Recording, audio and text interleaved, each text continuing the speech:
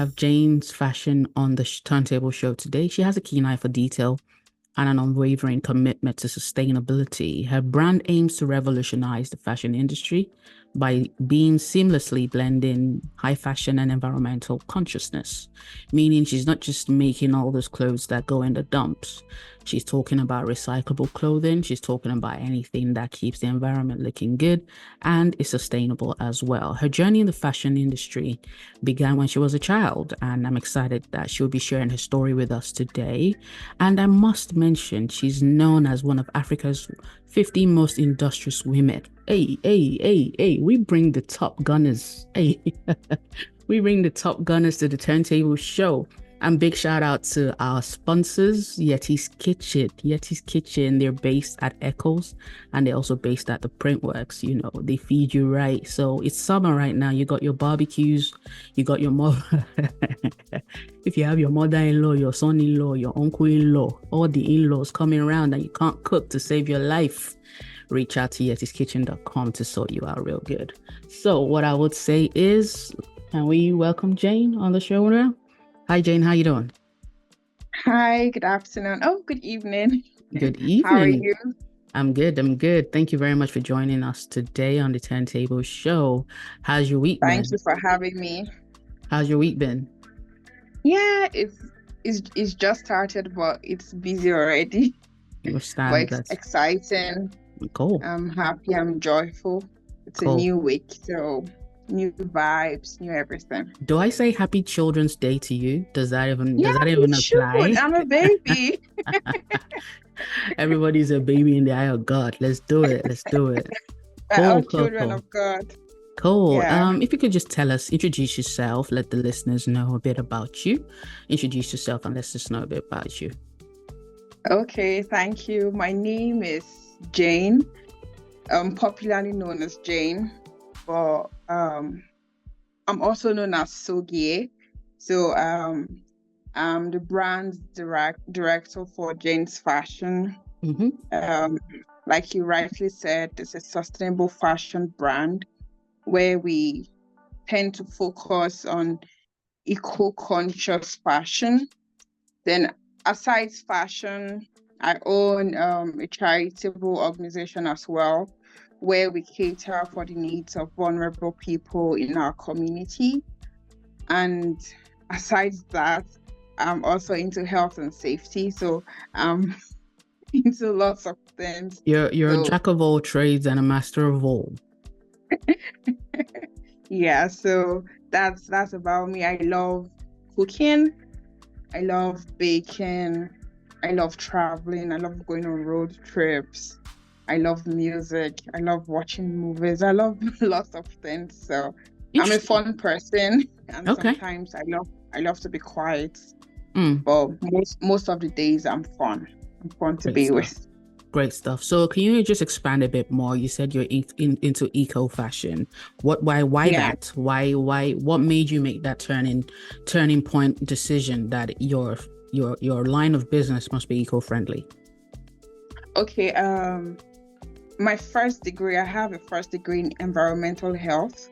So that was actually the turning point for me. So having to study environmental health, having that educational background, that environmental consciousness that it's good to save our planet, it's good to be safe, it's good to have a fashion brand that focuses on the ecosystem, environmental sustainability. So that made me explore that niche, the environmental fashion. So basically my first degree actually poured that love in me to wanting to, delve into eco fashion. Yeah.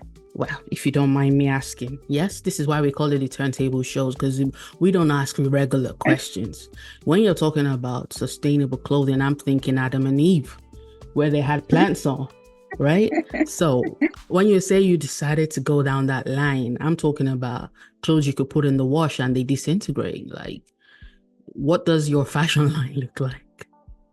Okay, currently we released a new collection just a few days ago.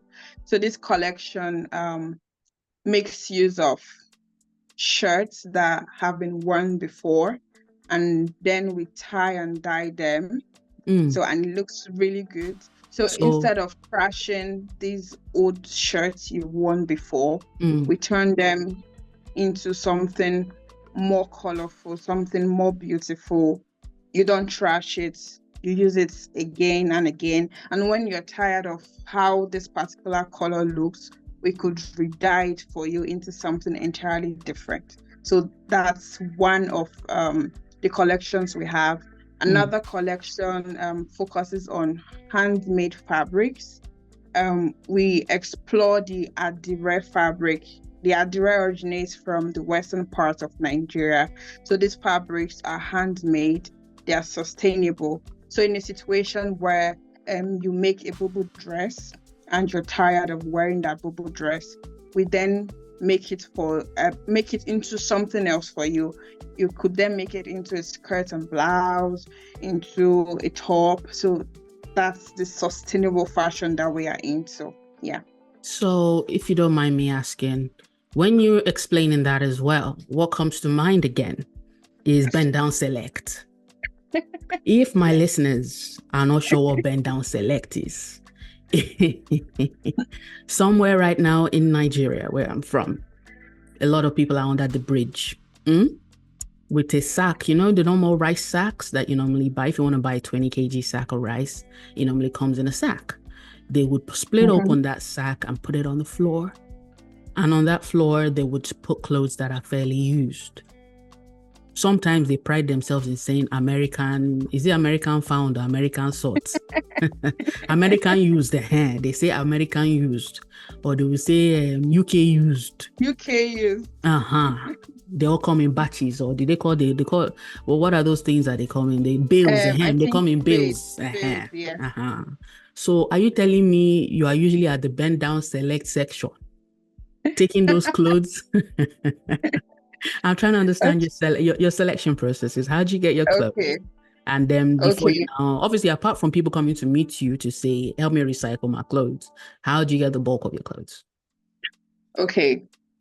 Most of the clothes we get, using this last collection as an example, I sew. So I make these clothes most times from these handmade fabrics. So there are sometimes I make the clothes, and other times, because we do bespoke as well, people bring in their clothes and we recycle for them. I laugh because what is the most ridiculous thing you've been given to repurpose? We've not had any bad experience because it can't be. It doesn't have to be bad, but there are some things that customers will give you. You'll be like, uncle, this one cannot be. Okay, there's one. This one are condemned. Is that not what they say? This one are condemned. It cannot be repurposed. One I'm currently working on. It's actually for a child's 3 years birthday. So her mom brought in a shirt that the elder brother used to wear. So I have to loosen the shirt and make a dress for her. So it's been brain-wracking and I don't know how to describe it, but I think that should be like the most tedious I've ever experienced. So it's a combination of two fabrics, one by the brother before. Now the mom wants it to be made into a dress for her birthday.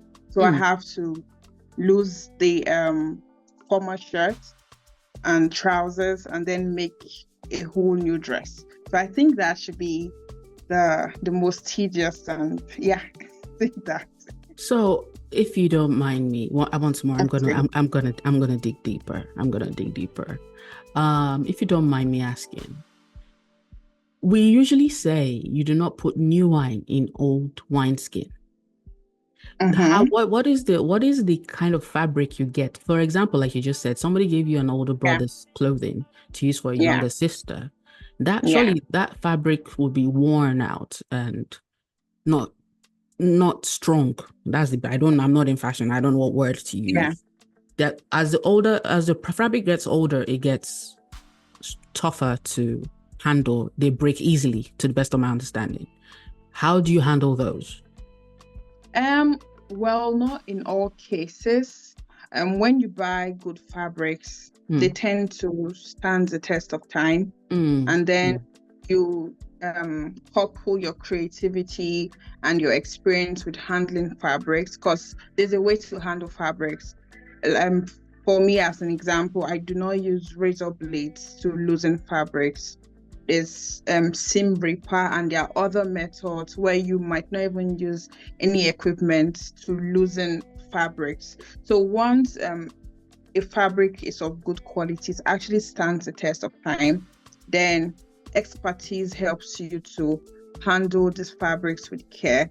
So in most cases where I've handled these fabrics, I've not had any bad experience as regards the fabrics ripping off or breaking. So it's boils down to the quality of fabrics and the expertise in handling the fabrics. Yeah.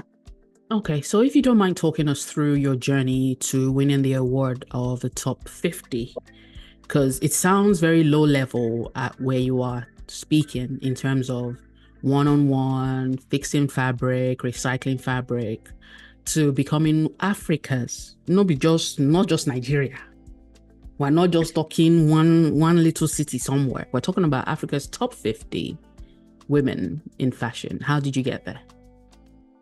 Okay, I've been into fashion for a very long time, like a really long time. Like I usually say I started fashion as a child. So my mom used to make clothes while I was growing up. So I was already immersed in the whole fashion industry, in the whole fashion environment.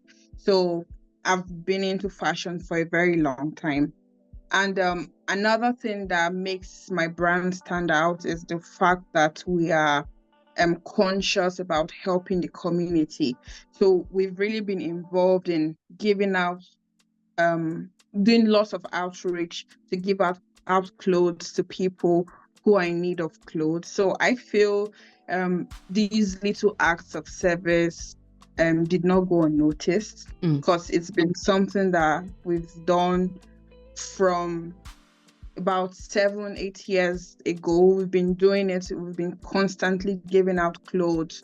We've been constantly impacting our communities. So I think that's one of the things that actually hasn't gone unnoticed, that the organization, the brands, people see and they are motivated. And we also have this initiative where we support upcoming fashion designers who want to go into fashion design, but they are unable to pay for their fashion trainings. We do not deliver training. So we actually see these people and we pay for their training with a training academy or a fashion design house that is involved in training. So these things we do, not just to create a brand for ourselves, but to better the lives of people, to impact our communities and enrich youths. So I feel that's what was noticed, and there came the award. Yeah. Interesting. So being diligent is a good thing. Yeah. Yes. Amazing. So you mentioned that you do quite a few things. Why fashion out of all those things? You said you bake and all those things. Why fashion out of those things? Okay, honestly, as at the time I wanted to choose, fashion seemed like the less stressful one. I told you initially that I'm a baby. So baking, I thought of kneading the dough, standing for long hours. I wasn't interested. Making hair, I need to stand for hours. I wasn't interested. So fashion, I could be on my tablet and create designs. At that point, it seemed like the easiest part for me to delve into. So that was honestly that's the first reason why I delved into fashion. Then when I delved into it, I loved it. And it's not been as easy as I thought it would, because sometimes when I eat, a plate of rice or a bowl of food and I decide to design, in 30 minutes, I'm hungry again because I've used all my energy to think, to create. So it's been an interesting journey and it's been very exciting. So that's exactly where I was heading in terms of what are those challenges that you faced, considering that every nook and cranny, everybody is a tailor. Fashion is the upgraded version of a tailor. So they say fashion designing, but first before fashion designing is tailor. Then before you get to tailor is obioma. If you don't know what obioma Obioma is typically a hawker, somebody that carries a sewing machine on their head and walks around street to street, hoping that you have some alterations that you want to make to your clothes. So she is not on that level. My question is, how did you think you would become successful, considering that everybody could sew? Because I remember, if we cast our mind back to secondary school, a lot of us were taught how to sew and fix our fabric, right? That's totally different from the UK now, where something's wrong with your fabric, you throw it away. So when you think about good fabric, I've been in the UK now, let me say going to 25, 30 years now. I genuinely don't even know what good fabric is anymore, except I'm judging it by price. Once you put a price tag of £1,000, I'm expecting that's good fabric. But if we're talking about Primani, we're talking about Shein, we're talking about them Temu. Shein has come to destroy. No, it has come to good. I don't know. Shein, hey, come sponsor us. But they are selling fabrics £3, £4, £5. Where do we even start from to even talk about good fabric? Because people want their wardrobes full of clothes, and then some are not willing to pay the price. Obviously, I know your typical answer. The typical political answer we normally get is, find your audience who are willing to pay for the right price. Nah. How did you stay steadfast till the point where you have graduated from Obioma to tailor to now Jane's Fashion? How did you progress? How did you know that this would come? You said 8 years. It's not like, how did you stay steadfast? What were your turntable moments that made you know this will be successful? Okay, initially it wasn't easy. It wasn't at all, because after I graduated from school, I didn't look for a job. I just delved into wanting to make clothes. So the idea for Jane's Fashion wasn't to go into business initially. So what brought the whole Jane's Fashion business, the whole Jane's Fashion brand, was the fact that when I made clothes for myself, people admired it, people liked it, people wanted me to make for them. So, and I have an elder sister, and I used to make dresses for her as well. And when she goes to work, people are like, who made this dress for you? And she's like, it's my younger sister. Oh yeah, tell her now, let her make for me. So that's how I started making clothes for people. And it was exciting.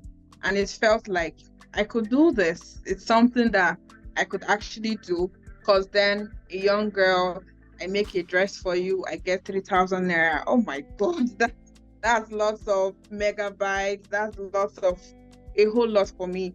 So that's how I started.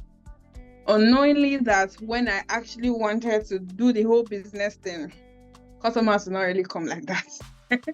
So when I started the whole business, okay, now let me do this business, it wasn't as easy as I thought. So I wasn't having, because now you've opened a shop, you are now that business person, and it's not the way it was when they were saying, I want to make. People just feel, lots of people feel when they come into your shop, you are going to call one mighty price, so they don't even want to come. So it's like you're warding off some people that would have even wanted to patronize you when you did not have a shop. So it was not easy at all. But what kept me going was the fact that I knew what I wanted. I've always had this vision, this dream that I'll be on the red carpet one day.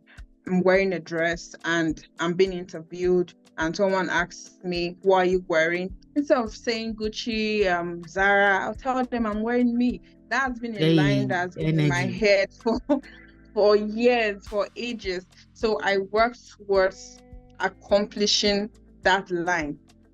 So I've always wanted to say I'm wearing me on that red carpet. So that's what has actually kept me going.